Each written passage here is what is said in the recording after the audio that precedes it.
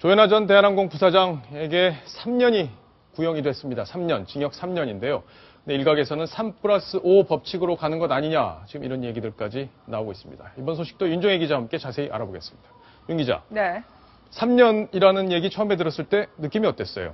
사실 기자들은 다 똑같은 얘기했습니다. 이거 다 뻔한 거 아니냐라는 얘기를 했어요. 왜냐하면은 이 제목에 3+5 법칙이라고 나왔잖아요. 네. 보통 이제 재벌가가 재판에 가게 되면 항상 나오는 형량이 비슷비슷했기 때문입니다. 징역 3년에 집행유예 5년.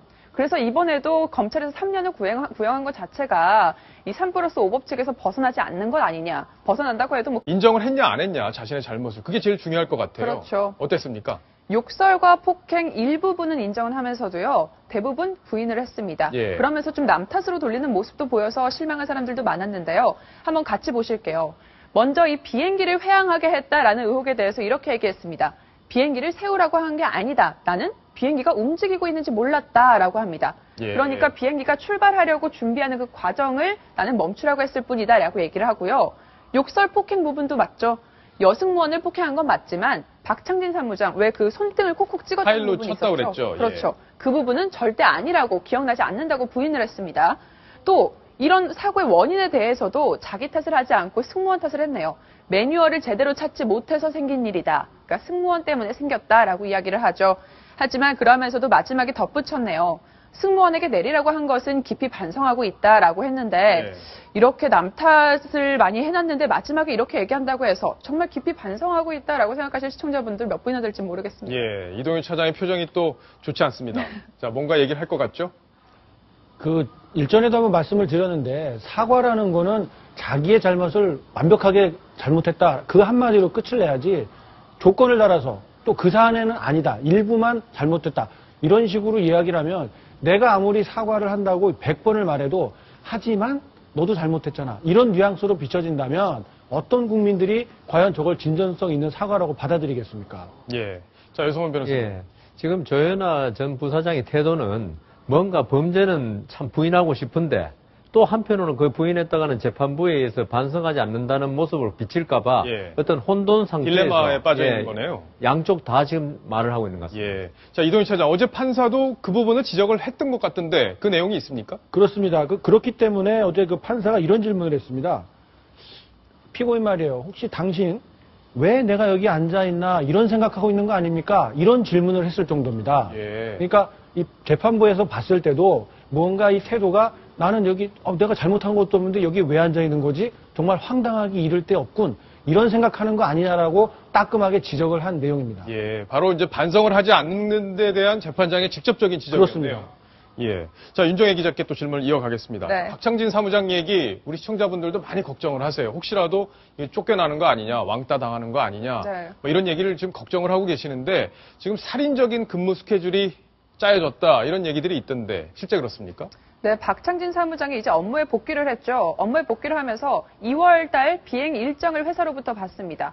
그런데 2월 달에 비행을 해야 하는 시간이 무려 79시간이에요. 79시간? 네, 이거에 대해서 이제 박창진 사무장은 살인적인 스케줄이다라고 이야기를 하는데요. 대체 어떤 일정으로 비행을 하면 이런 일정이 나오나 궁금해서 좀 알아봤습니다. 예. 먼저 대표적으로 한 일정을 한번 같이 보시죠. 먼저 김포공항에서 출발을 합니다. 김포공항을 출발해서요. 바로 제주도로 이동을 합니다. 예. 근데 제주도에서 멈추지도 않고 바로 또 원주로 가네요. 여기서 안 쉬고? 그렇죠. 예. 이번에 또 원주로 갔다가 다시 또 제주도로 갑니다. 네. 제주도로 갔다가 그 다음에는 부산으로 또 가네요. 예. 부산에 갔다가 이제 김포공항에 도착을 하는데 아까 조금 전 잠시 나왔지만 아침 8시에 출발했죠. 네. 근데 이렇게 도착한 시간이 다음날 새벽 1시입니다. 아니, 그럼 쉬지도 않고 이거 5번을 왔다 갔다, 6번이네요. 그렇죠. 6번을 왔다 갔다 했다는 건데. 이렇게 단거리 노선 같은 경우에는요, 중간에 뭐 쉬는 시간 같은 게 없다고 해요. 중간에 네. 쉬는 시간 없이 바로바로 승객들 내려주고 다음 손님들 태워서 다시 또 출발하고 이런 노선이어서 굉장히 힘들다고 하거든요. 힘든 만큼 또 승무원들에게는 비선호 노선이라고 하는데 이렇게 지금 한 일정만 봐도 굉장히 빡빡하게 짜여진 거 아실 수 있을 것 같아요. 저희가 사실 며칠 전에 방송할 때 네. 대한항공에서 아마 불이익을 주기 어려울 거다. 왜냐하면 국민들이 다 보고 있기 때문에 뭐 다른 승무원들하고 차별 없이 아마 하지 않겠냐. 당분간이라도 네. 그런 예상을 했었는데 어떻게 돌아가자마자 일요일 날 복귀했는데 지금 이틀 만에 이런 일이 벌어진 거네요. 그렇죠. 그래서 재판에 참석했을 때도 이 증인으로 어제 나오지 않았었습니까? 예. 그때도 박정진 사무장 굉장히 피로함을 호소했었습니다. 근데 이것뿐만 아니라 이 재판이 끝나고 나서도 뭐 쓰러졌다 뭐 이런 얘기까지 전해지고 있는데요.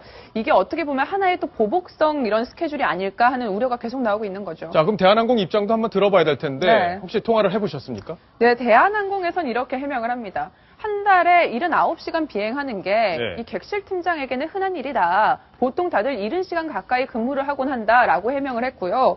뿐만 아니라 일부러 인기 없는 노선에 배치한 게 아니라 장기간의 병가를 갖다가 복귀를 했기 때문에 원래 비행을 하던 팀원들과 같이 붙여줄 수 없었다라고 이야기를 합니다. 또 아까 뭐 휴식 시간이 뭐 짧다 이런 얘기도 많이 나왔었거든요. 근데 그 휴식 시간 얘기도 박정진 사무장이 뭔가 잘못한 거다. 사실은 충분하게 휴식 시간 다 제공이 됐다라고 해명을 해왔습니다. 그렇군요. 자, 지금 대한항공 내부에서는 결국에는 이게 왕따 작전이다. 또 이런 그렇죠. 평가가 나온다고 하던데 네. 뭐 게시판에 글이 올라왔다고요? 네, 대한항공 나름대로는 해명을 했지만 이 대한항공 정작 내부에 있는 사람들은 그걸 받아들이지 못하는 것 같아요. 예. 대한항공 조종사 노동조합 그 홈페이지에 올라온 글입니다. 이 불이익은 없도록 하겠다라는 조양호 회장님의 말은 재판용이냐? 이 재판에서 조양호 회장이 박정진 사무장 불이익 주지 않겠다고 약속을 했었죠. 예. 그거에 대해서 지금 비꼬는 거고요. 알아서 떨어져 나가라. 한마디로 정리하면 왕따 작전 돌입이다. 지금 대한항공 내부에서도 이게 왕따 작전이라고 보고 있는 거거든요. 예. 이런 걸 봤을 때 이 대한항공에서 어떻게 해명을 한다고 해서 그게 고지고대로 들릴지 그건 또 의문이죠. 예. 자, 박창진 사무장이 불이익을 받을지 여부 많은 언론에서도 관심을 갖고 있는데 뉴스탑10에서도 아주 관심을 가지고 면밀하게 살펴보도록 하겠습니다.